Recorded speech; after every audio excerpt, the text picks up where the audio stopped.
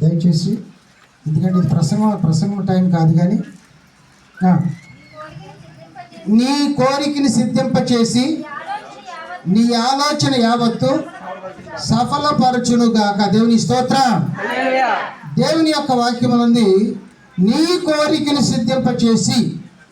మోషే ప్రేమల వాళ్ళు అయ్యారు మాకు పిల్లలు కావాలని అంటుండి వచ్చినప్పుడు అన్నాను, నేనేం చేయనురా బాబు, దేవుని ప్రార్థిద్దాం స్తుతిద్దాం అనేవాడిని.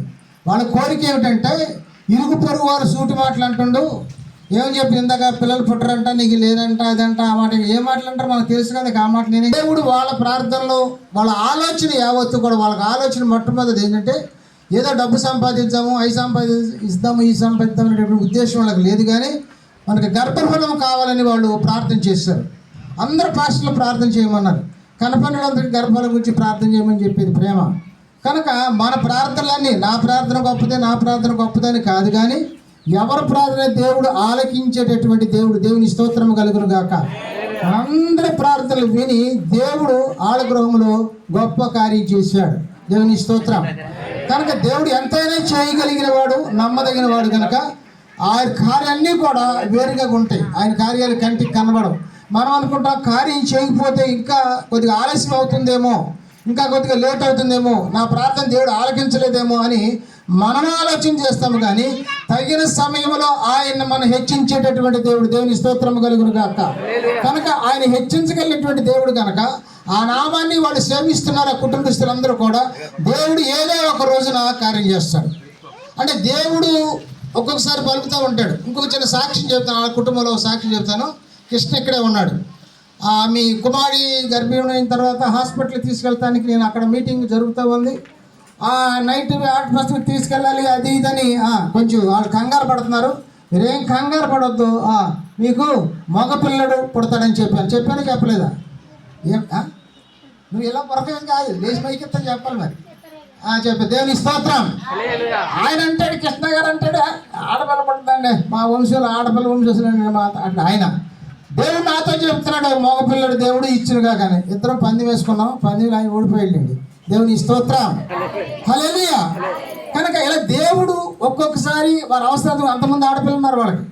కనుక ఇప్పుడు కావాల్సింది ఎవరు చెప్పండి? ఇప్పుడు ప్రేమకి మరలా గర్భంలో కావాల్సింది ఎవరు? దేవుడు ఇచ్చునుగాక.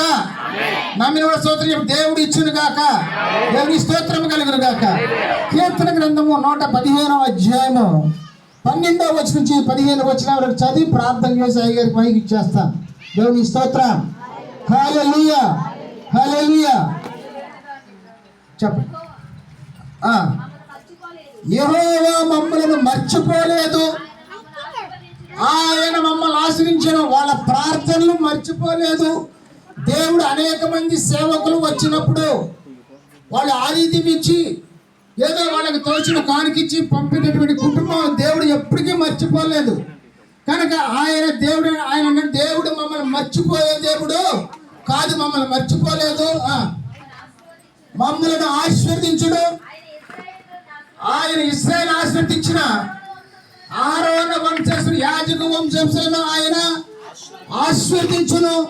ఆ తండ్రి యాజకుడు కనుక దేవుని సేవ చేస్తున్నాడు కనుక ఆ కుటుంబాన్ని దేవుడు ఆశీర్వదించబడును గాక, దేవుడు దీవించును గాక.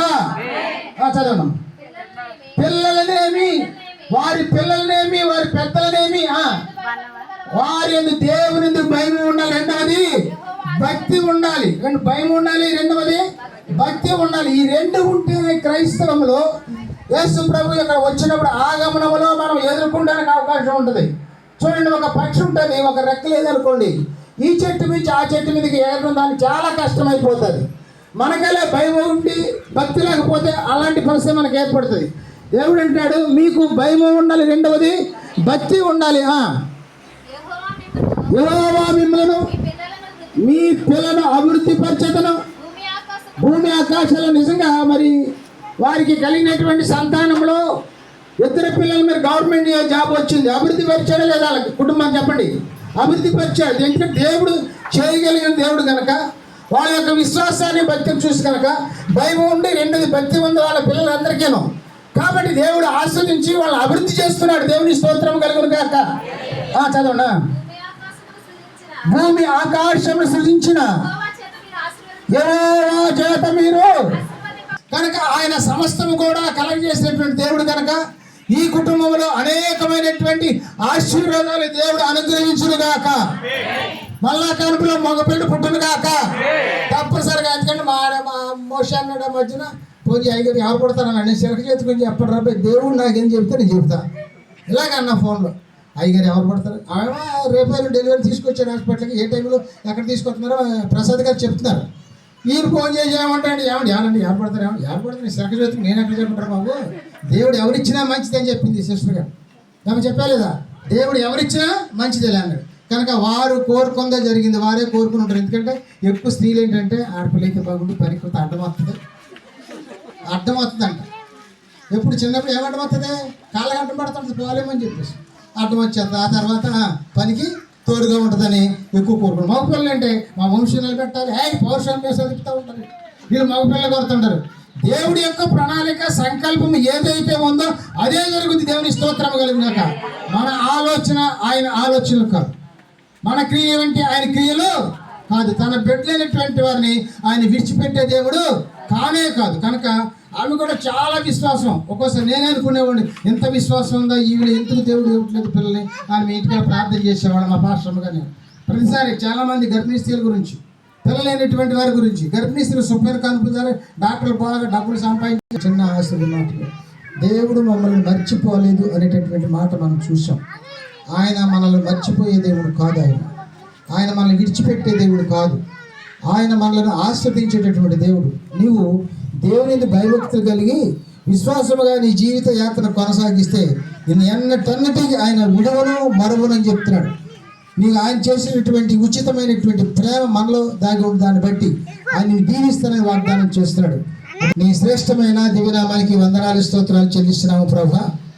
ఈ మధ్యాహ్న కాల సమయంలో నీ మహాకృప ప్రేమను బట్టి మాతండి ఈ యొక్క మరి స్తుతి కొడుకుల ఏర్పాటులో నాయన నీవు చేసినటువంటి ప్రతి మేలు ఉపకారం కొరకై లెక్కలేని స్తుతులు స్తోత్రాలు చెల్లిస్తున్నాను తండ్రి. ఇప్పటివరకు కార్యక్రమాన్ని ఘనముగా క్రమగా మర్యాదగా జరిగించావు నాయన. నువ్వు ఎంతైనా చేయగలిగిన దేవుడు కనుక నమ్మదగిన దేవుడు కనుక ఈ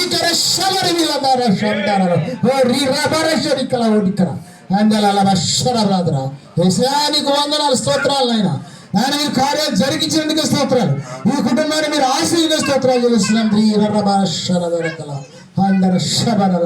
అయా మీరు దీవించండి.